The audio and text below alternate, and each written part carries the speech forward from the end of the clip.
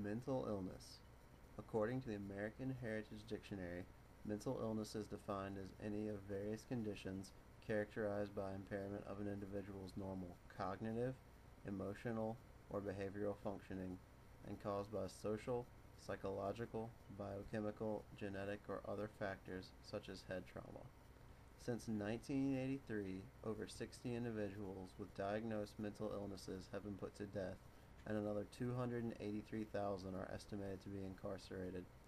Mental illness can affect individuals of any age, race, or religion. Whether you come from affluence or from a less privileged background, mental illness can affect you or those you love in very drastic ways. There seems to be a stigma attached to mental illnesses, that those afflicted may be faking their ailments, but as you can see, many illnesses, such as schizophrenia, cause biological and structural changes in the brain, resulting in changes in behavior. While already facing stigma in regular society, incarceration poses a whole new set of problems for these individuals. In many instances, prisons are ill-equipped to handle the needs of the many inmates who require in most cases both medication and counseling.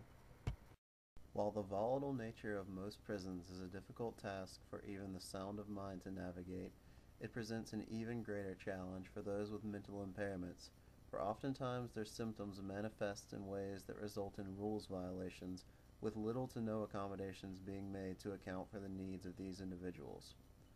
Individuals with behavior infractions are often sent to the isolation unit, or the SHU as it is often called.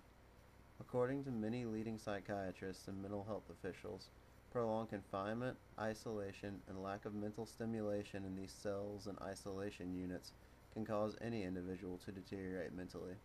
As a result of this confinement, there are countless attempts of suicide and self-mutilation.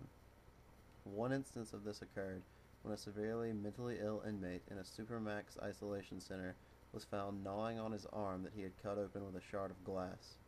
When found, the inmate confessed that he was hungry and was eating his arm that day.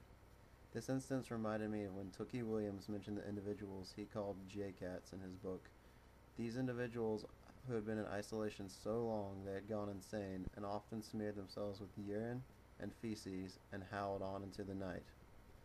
While the isolation of the SHU poses a great threat to the mental and physical well-being of any inmate, the death penalty still remains the most severe punishment for any offender.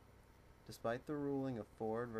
Wainwright in 1986, which stated that mentally ill prisoners cannot be executed as it violates the Eighth Amendment, mentally ill inmates continue to be executed to this day. The individual you are looking at is James Colburn, diagnosed with paranoid schizophrenia at the age of 17.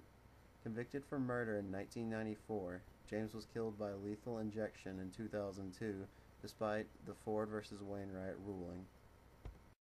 Mentally ill individuals seem to face danger in all levels of the criminal justice system, whether the harm be intentional or a result of undertrained staff who aren't able to properly manage an individual with mental illness. This man, Sean Levert, was arrested for overdue child support payments. While being arrested, he erupted into a psychotic episode and was tied to a wheelchair. Sean later died while in custody, possibly due to a lack of attention for his disorder. A lack of qualified mental health care individuals working in the prison system is another challenge facing these individuals. On average, a federal prison psychiatrist manages a caseload of 150 patients, prescribing medication and handling their treatment. However, many individuals working as prison health counselors have no medical training at all. In fact, many of them hold bachelor's degrees in miscellaneous fields.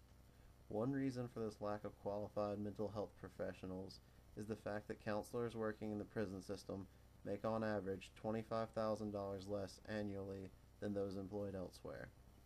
Of the $520 million annual budget for federal prisons, only 0.3% is spent on the care for inmates, which is barely over half the amount spent on facility security. Despite the challenges faced by many offenders with mental illnesses, there are those who argue that justice should be blind, and many of these individuals who claim mental illness are merely malingering or faking their illnesses to avoid punishment. An Illinois poll showed that individuals believe the insanity defense is used in over 40% of cases, when in actuality the number is less than 1%.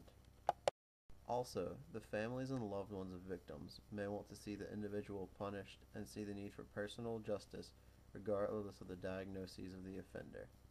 There are clearly a multiplicity of feelings surrounding the treatment of the incarcerated mentally ill.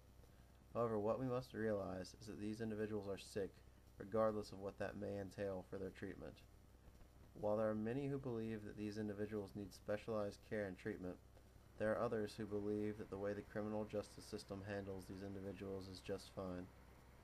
While there may be no clear right or wrong answer as to how to handle the mentally ill in prison, we should all at least take notice and take the time to think about the situation faced by these individuals.